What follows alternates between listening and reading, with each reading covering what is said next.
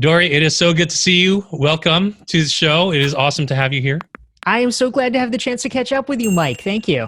Well, you know the deal. I told you that way back when I was working in corporate and I wanted to become my own boss.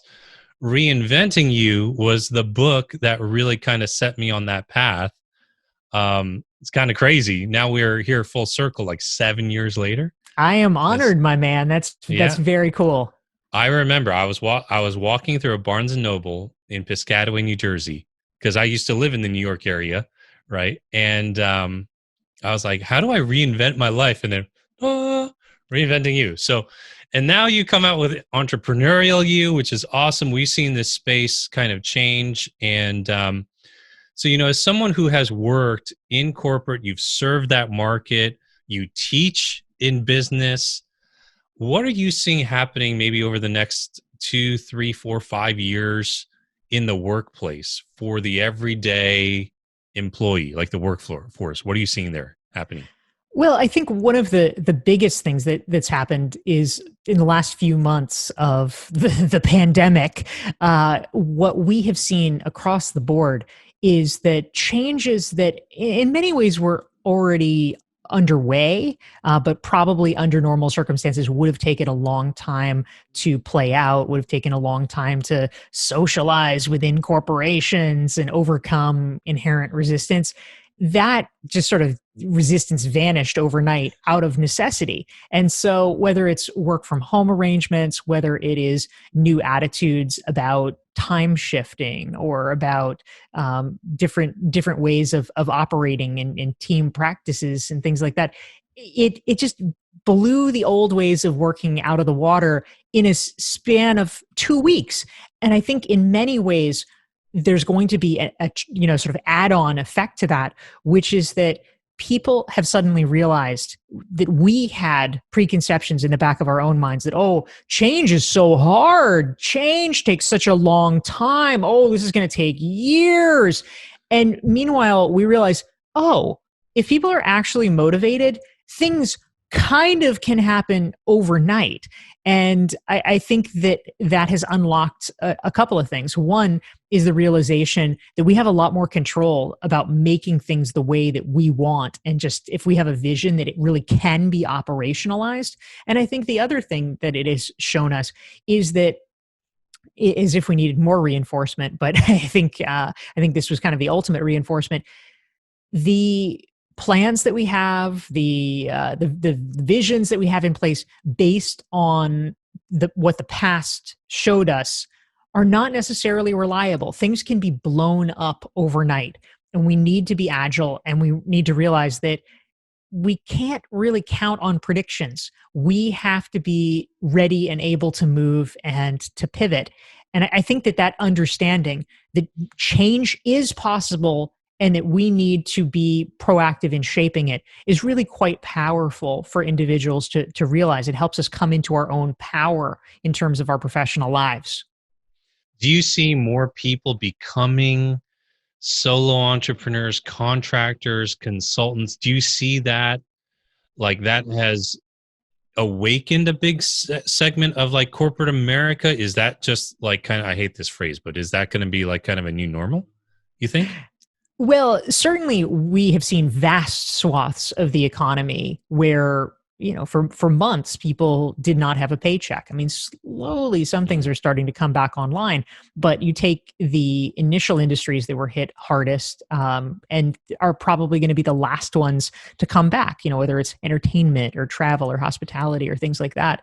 And the best entrepreneurship is born out of necessity, out of people saying, you know what, unemployment benefits only last so long and they don't really pay that much anyway.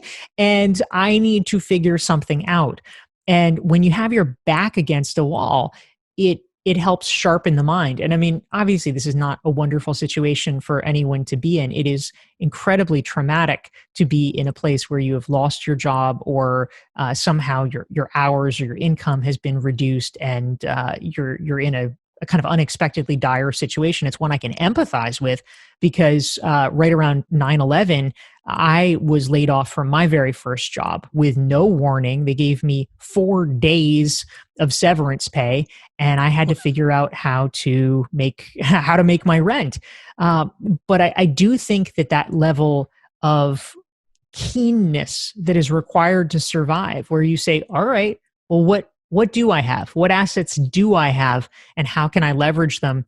Often the silver lining of it is that it enables us to tap into creativity that otherwise we would not have known existed in us.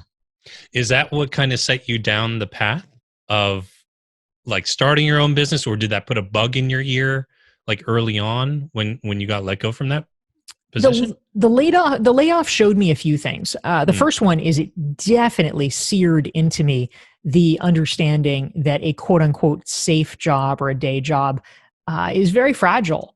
And whatever we're promised implicitly or explicitly, that can vanish pretty rapidly when circumstances change.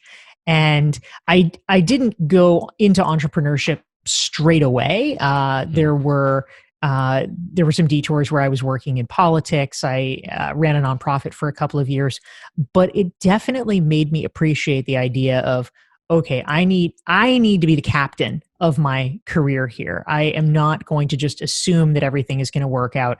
I need to be building my skills. I need to be building my network so that I have options if things go south. That was the first thing. But I will say that actually something that was very powerful for me in the aftermath of losing my reporting job is that for about 6 months prior to getting hired on for my next job, I was a freelance reporter. And that was some of the best training that I ever had in my life, because a lot of what I do now, even, I mean, this is not this is not really a source of money. I mean, I get like a tiny bit of money sometimes for writing articles, but mostly I get zero.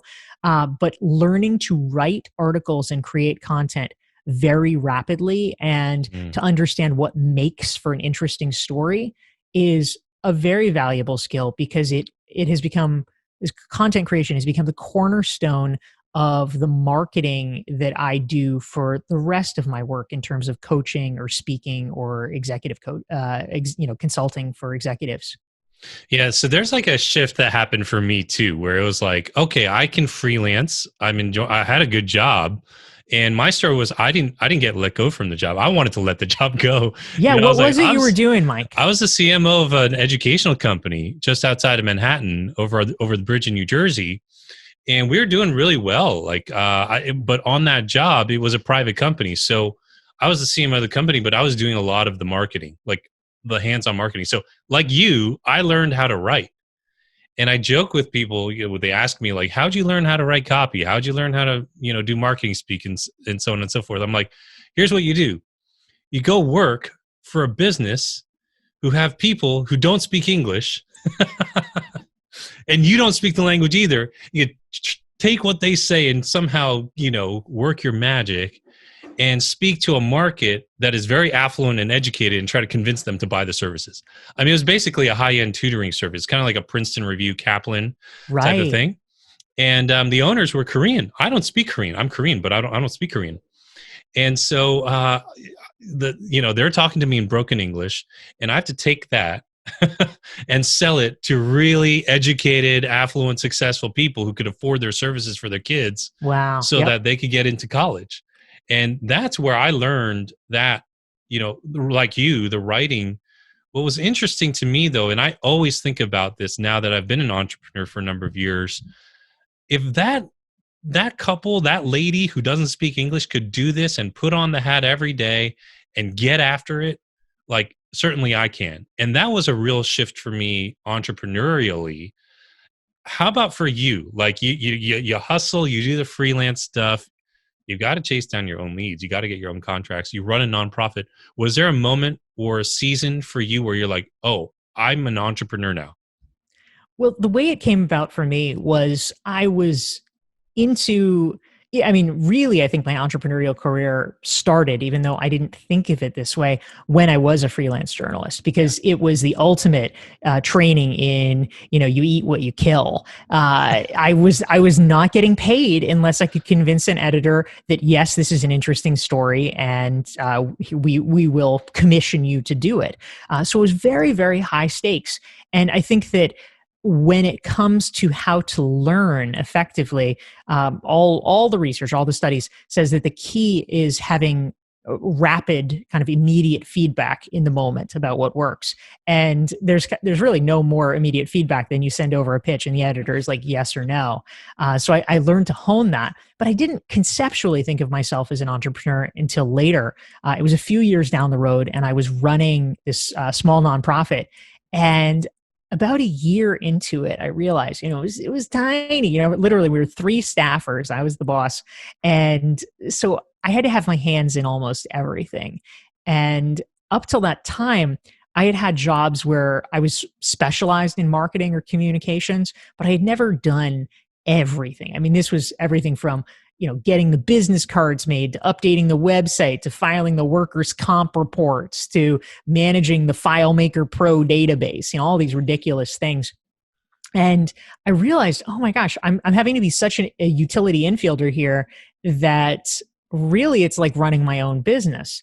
And like a minute after that thought, I'm like, wait, I could run my own business. And there was Ding. so much stress about running this nonprofit.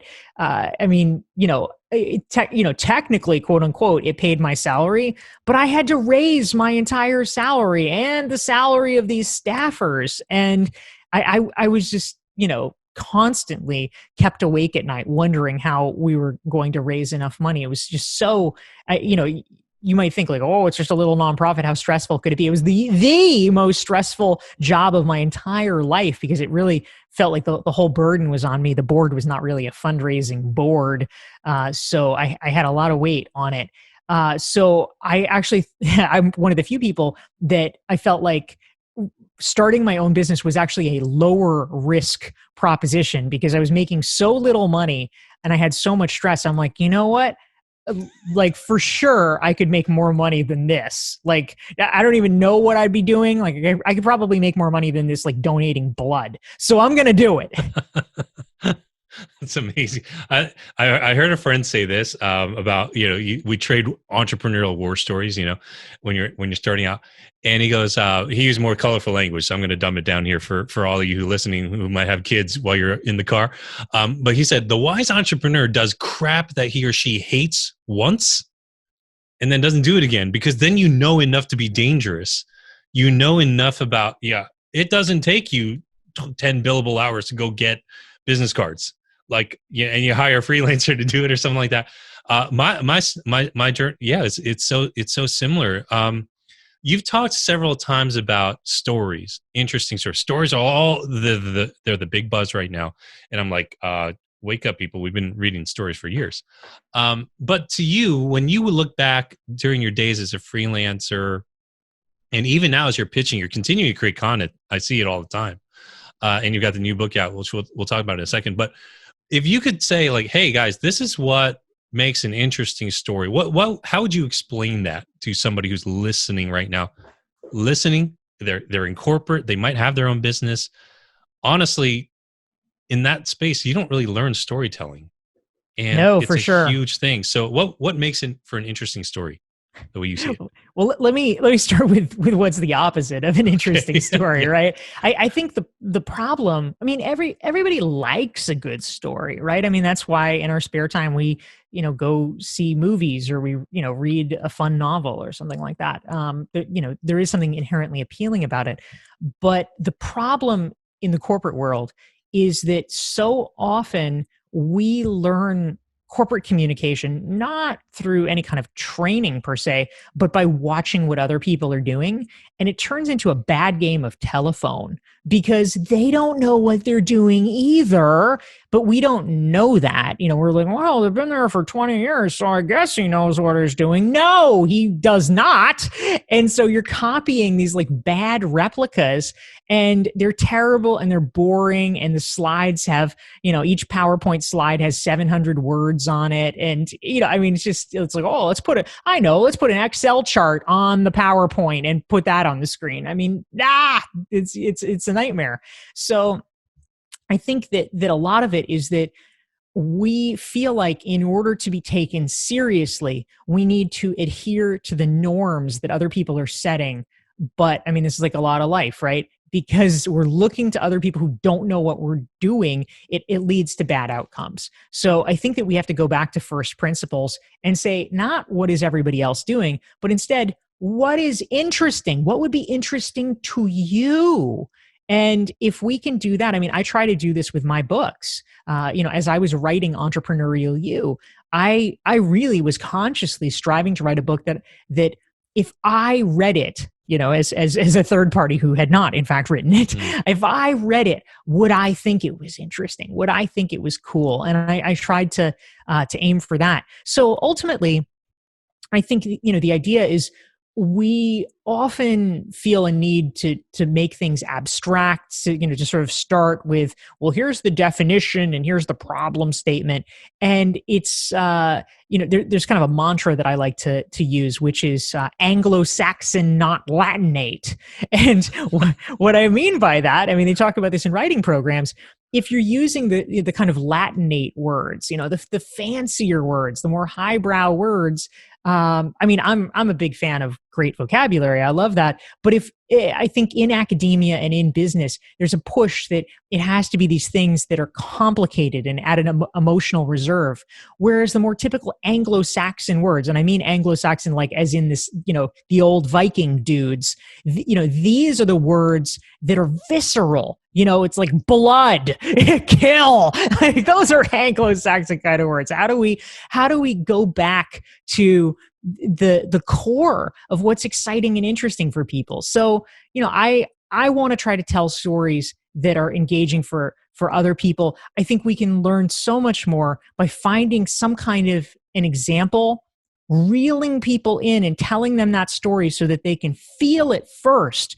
And then you can do an exegesis of what that story means and what we can learn from that. And if we do that, it stands a lot better chance of actually sinking in with people. I think conflict and tension, like you're saying, those Anglo-Saxon words, like that's what makes a story interesting.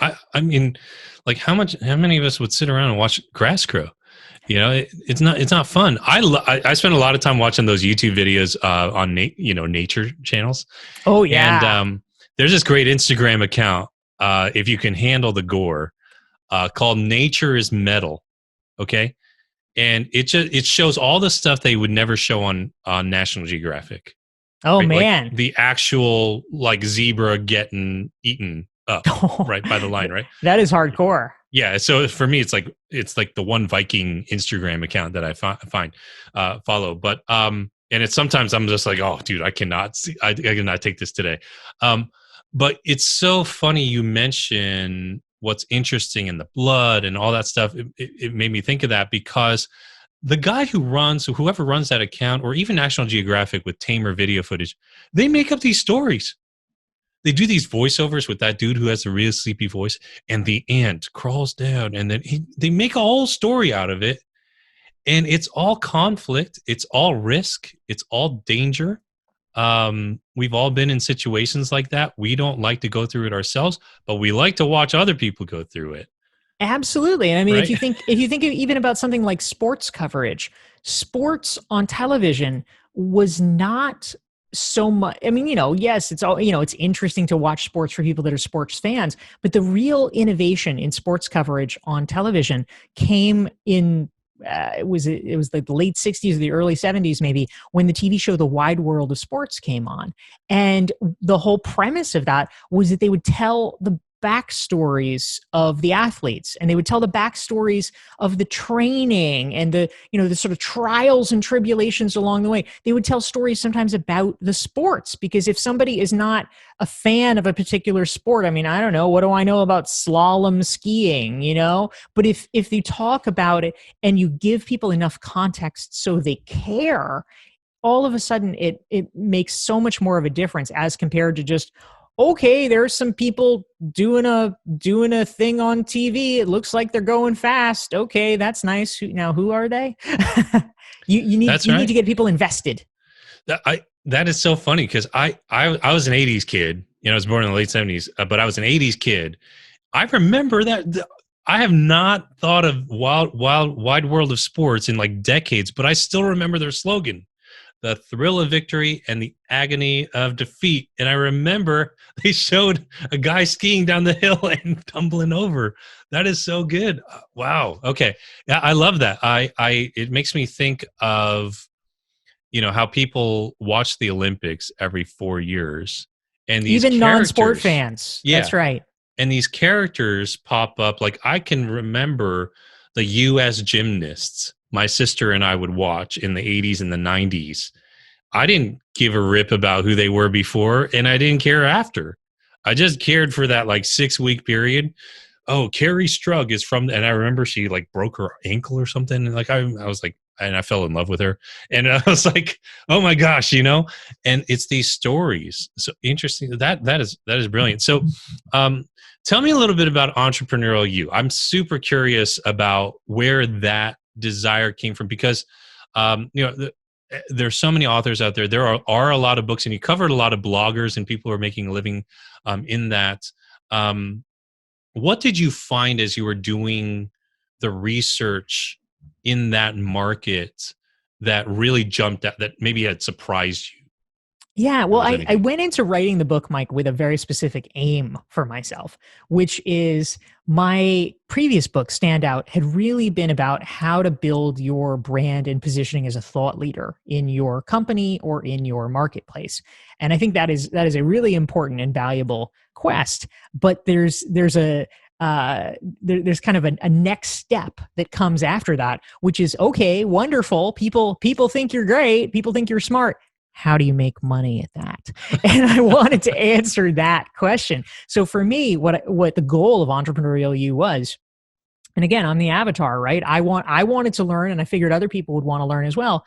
I reached out to about 50 of my friends and colleagues that I knew who were earning money, sometimes significant sums of money, in a variety of different ways. And I wanted to interview people who were exemplars of best practices so that I could basically have an excuse. We all know. I mean, I hope we know by now that it is a pretty ridiculous thing to do to ping someone and be like, "Can I pick your brain?" It's like the most infamous question now. It's like, Oh, dear God, help us. No, hmm. nobody wants to have their brain picked by anybody. But what I wanted to do was have an excuse to interview people who were at the top of their game about what they were doing and why and how, so that I could learn from them and share that information. So basically, the entire book is a series of stories and profiles of very successful entrepreneurs making high six figures, seven figures, sometimes eight figures from what they're doing, and in different modalities. So we have a chapter about how do you make a lot of money in podcasting? How do you make a lot of money from blogging? How do you make a lot of money from online courses, etc.? And so I interviewed them, profiled them, and at the same time, as I was writing this book, I started practicing and applying what I was learning, so that I could add some fuel to the fire of my own revenue. And so, literally, from in the 1 year that I was writing it, from 2015 to 2016, I was able to increase my income.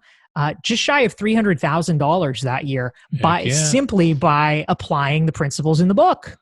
Yeah, absolutely. It's so I don't know about you, but sometimes I don't feel like I really run a business. I'm not cheating. This is like a cheat code. Like I sit in my house talking to a $70 microphone and thousands of people hear this. Like this is not real. And I get a lot of that from my friends who are still working, normal jobs, regular jobs, if you will, which I don't look down on because, we need that in society. Not everyone could be me. We or you. Society would literally crumble because I don't know how to do anything anymore, right? But I think it's so incredible to me that you and I can sit here. We met once in New York at a networking party. Ran into Seth Godin there. Ramit was there. Like Todd Yeah, it Herman, was who's become a good the friend. cookie Yeah, the party. cookie Yeah. thing with Saul, and my friend Trevinia got me connected there. Um, and I'm like, I've met all these people through the internet. This is so weird, and I can reach people through the internet and online and monetize it. And sometimes I feel like, is this real? Is this going to last? Is this going to last? So now it's very normal to have a podcast. YouTube is very normal, right? It's almost par for the course. These things, having a website, blogging, all that content creation, like you said.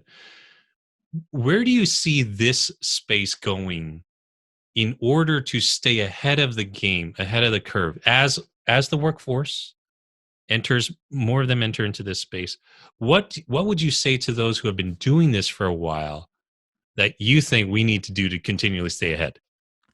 Well, I think that the main thing that I would say, Mike, is that there are a lot of people, I think certainly sometimes in the early stages of their business, but I think to a certain extent, some people have built their business on models that I will argue are not necessarily sustainable, in the sense that for people who build their online business through paid advertising, like, oh, I want to build a 7-figure business, which means I'm going to spend $900,000 on $950,000 on Facebook ads so that I can earn $1 million. And then, like, okay, fantastic. You're actually earning probably less than you did at your job. But, oh, it's a 7-figure business. I think a problem that we have often is everybody talks about the gross, nobody talks about the net.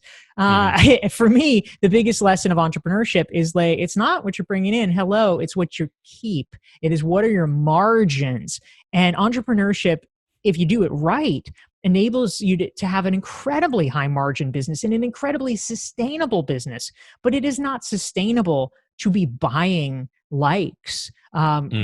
Facebook can do whatever it wants. It can raise the rates. It can ban you from the platform for any number of infractions, large or small. I think the people who have built a business on things like that, it is not terribly sustainable. I am much more, I mean, I experiment a little bit. I actually just started this year with online advertising, but I have been in business for 14 years. And I'm a big fan of relying, if not solely, certainly primarily on organic growth and organic engagement. Because if you have the sort of proverbial 1,000 true fans, or 10,000 or 100,000, who knows, true fans, when you start out, maybe it's 10 true fans, whatever it is, but those are the people who are going to keep you in business. And it could be B2B, it could be B2C. I mean, you can have a handsome business as a consultant if you have 10 really great B2B clients that they keep hiring you for things because they love you and they think, oh my God, Mike Kim is the best. That is awesome. I think that if we become sort of prey to an arms race of wanting to look bigger than we are and somehow paying for that so that we can skip the line, I find that to be very unsustainable. But if you have built a kind of brand where people know your name and respect you over the long term, I think that's actually quite sustainable no matter how crowded the market becomes. I love that. I think honestly, in probably 5 years of business, I've spent less than $10,000 on paid ads. Yeah. Just, and door after door has opened for me. And the currency that I really chose to engage in, and I'm not trying to be too like woo woo here, but the currency I really tried to engage in was either influence or relationships. That was it. I look back on every big opportunity I had, and the clients that I had, many of whom you and I would both know. And it was unconscionable to me when I was reading Reinventing You in 2013 at that bookstore that, oh yeah, dude, in like 6 years you'll be fine. In 6 years, that business author John Maxwell, they're going to hire you. Donald Miller is going to hire you. I'd be like, I don't know. But it was relationships and influence that got me there. Um, And I think the willingness to truly help people. I love what you do because you're creating content, you're teaching people, and I never have felt that you were one of these people from like standing on top, a sage on top of an ivory tower, broadcasting to people. And there are folks who just they want to do that, and they don't want to coach people. They don't want to get kind of out in the dirt, down in the dirt with them. They want to help them. As you look forward, like into the next year, 2 years of your business, what is really exciting you? You've written all the great books, Dorie. You've done it all. You're speaking at all the big schools. What excites you now? Like, what are you looking forward to? Yeah, well, thank you, Mike. I would say, my in the short term, at least, my in the short term, it's all about the long term, because I'm actually writing a book this summer. That's my kind of summer project, at least the first draft of the book, and it is a book of all things about long term thinking. Mm. That is my next project. It's going to be coming out probably fall 2021 from Harvard Business Review Press. So that is what I am diving into, and I figure everybody's a little miserable as we get into month 4 of COVID, and still not being able to do all of the things that people would want to do. And so I figured that working on my book and being able to sublimate my inability to have dinner parties and things like that into writing a good book seemed like the best move. That's smart. Okay, I've got to ask you one final selfish question because I've been trying to write this book. Okay, and everybody in my tribe knows I've been trying to write this book for like 4 years. Okay, and so I told myself this story because I went through some really tough personal times in personal life. I went through a divorce and blah blah blah. But I had this book deal lined up in 2016, and I didn't write the book. Now it's 4 years later. It's a little ridiculous. The excuse is getting a little old for me. Okay. So I got to ask you a question. How you mentioned earlier in our talk that you learned how to create content quickly. Dorie, how are you pumping out these books? Tell me. I don't care if you hire a writer. If you're like, dude, just hire a writer, I will go do that. What are you doing? What is your secret? Tell me, please. Help me. Well, it's funny. I actually have an online course about this. I'll comp you into it, Mike. I'll hook you up. It's Okay. called Thank the you. Rapid Content Creation Masterclass. So I have thought about these questions a lot. I think that the short answer is, obviously, your answer sort of implies this, right? It's not that it takes 4 years to write a book. It's that you have been busy mentally with other things. If you actually sit down to write a book, I have people that I've worked with that they can write a blog no problem, right? You blindfold them in an hour or two, they can write a blog. They're fine with that. It's not that, oh, they're not a good writer or they don't know how to write. It's that a book means something emotionally to them, and it feels like it has to be like you have to write the Bible or something. Like, it's not important enough. It's Yes. not good enough. Mm. And I think that's how we get ourselves tripped up. And so one of the gifts of having started my career as a journalist is like, you just let go of all the preciousness. It's like, it's not like, oh, is it perfect? Is it the best thing? It's like, you know what? Is it good enough? Yes. Okay, great. Is it libelous? No. Okay, fantastic. Where to go? Lower that bar. Make it super. Okay, I will take that to heart because you're reading me like a book. I have felt that way. I can crank out posts, social, blog posts, lead magnets, you name it, in my sleep. Yes. And I'm just like, I compiled it at least. I know I've got 45,000 words on my Scrivener doc. The book is there. Yes. I'm just rewriting it 18 times. So, okay.